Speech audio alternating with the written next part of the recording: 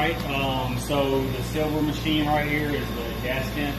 It is a Phoenix D385. So over here is the top, is the intake. It's going to take in all the moist air from the job site. And then right here we have the low humidity dry air that's coming out, that's being ducted underneath the plastic. So we have set the machine out of the way and just duct it so it's out of the walkways. You see where we've got a good tent on it.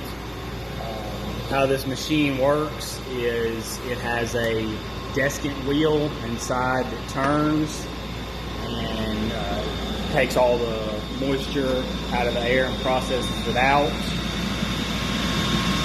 through the filter at the top, and then it exhausts the warm dry air out right here, the wet air out through the 6-inch ducting, and we've got it running into a LGR dehumidifier so that we can process out the moist air in the house, and then the LGR is going to take and cycle all the moisture through a set of coils, and it processes the water vapor, puts it into a liquid form, and then right here we have the drain line that is going to pump the moisture out as it's processed into a sink and get it out of the house and out of the atmosphere.